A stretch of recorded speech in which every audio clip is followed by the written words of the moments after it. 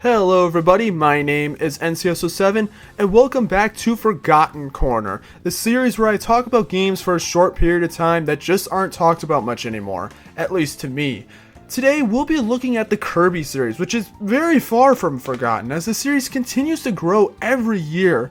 However, while multiple Kirby games would come out on several consoles like the 3DS and Switch receiving more than one, only one Kirby game would come out on one of Nintendo's less than stellar consoles, the Wii U. That game would be Kirby and the Rainbow Curse, being a sequel to Canvas Curse on the DS. While it was the only original Kirby game on the console, people rarely bring it up nowadays, despite more and more people taking interest in the Wii U. So, let's talk about Kirby and the Rainbow Curse today, and discuss why I feel like the game really failed to become as beloved as the other spin-offs have. Starting with the graphics, I don't really feel like I need to say much about this because I would say that this game's visuals are its biggest strength. Going for a clay style, the game is so good looking with its style and color. It just looks amazing. Honestly, one of the best art styles in the Kirby series, though unfortunately, since this is a Wii U game, and since you're going to be looking down at the gamepad for pretty much like 95% of the game, it won't look nearly as high quality, though. Watching footage online really shows just how beautiful it is. It just stinks that this wasn't used for a traditional platformer Kirby game, instead for a touch-based spin-off. I really wish they could use this style again, please.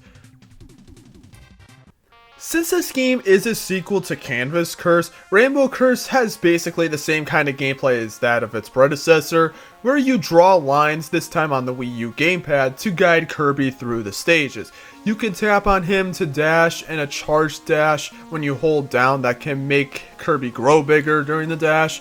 The game mostly consists of just getting from the start of the level to the end, like a traditional 2D platformer, as well as getting the collectible treasures, and every now and then you can transform, similar to that of Epic Yarn, and those can be fun.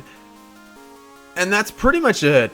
Do this for 7 worlds, and congratulations, you've beaten Kirby and the Rainbow Curse. The gameplay itself is fine, but to be honest, I'm not really the biggest on it, especially since sometimes holding the gamepad while drawing lines can get tiring after a while, and also, while the game can be fun, it can also be kind of boring. There really isn't that much to the game besides what I've just mentioned. There's 3 levels per world, and the level design is fine. As well, yes, the levels themselves look very nice, and can sometimes introduce some cool mechanics that can take advantage of the line drawing, but the core gameplay is just kinda there. Also, there really isn't much side content. You know how Kirby games are known for their mini games? Well, all this game really has is a challenge mode, which is the best thing you're getting, which consists of you trying to collect all the treasures in a level as quick as you can, which is fine. There's the statue collection to look at the models that you've found throughout the game, which I mean is kind of cool, but it's also kind of just there. There's the diary that I believe adds some lore to the game, which is also there. And there's the sound test. Yeah, that's about it. No actual sub-games at all. And I mean, yeah, well, none of it's bad. The game gives you very little reason to go back, unless you really want to go for 100%, which I'd honestly rather do that for any other Kirby game. Also, the story of the game is also pretty quick. It only takes you about 5 hours to beat the game, which is kinda lame considering it was like, I believe $50 or maybe even a $60 game, although I don't actually remember for certain.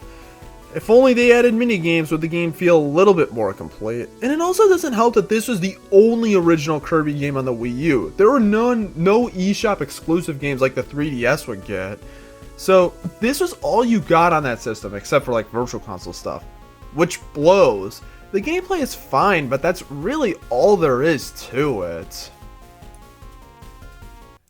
So to touch on some smaller things, you may have noticed that I skipped over the history section that I usually have in my videos now, and that's because there really isn't anything notable to say about the development, or even unused content. There's just really nothing there that's interesting at all.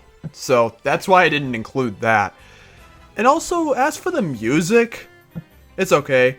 Kirby soundtracks are known to be very high quality, and while the music of the game is good, I don't remember any of the music, to be honest, which is disappointing.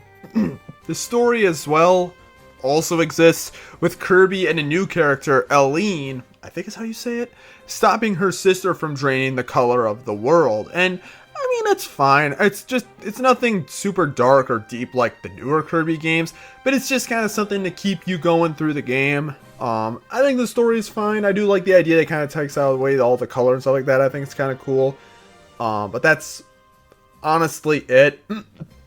It's not really the craziest story out there, but yeah, that's all I got. Let's conclude. Yeah, if you couldn't tell, Kirby and the Rainbow Curse is a pretty existent game. Sure, it's very beautiful on the eyes, but everything else is just there. It exists. It's not interesting at all. The gameplay is okay, but just isn't engaging compared to other Kirby games, and there's a huge lack of content, plus a soundtrack that isn't that memorable. It's honestly no surprise that nobody talks about this game when talking about Kirby games.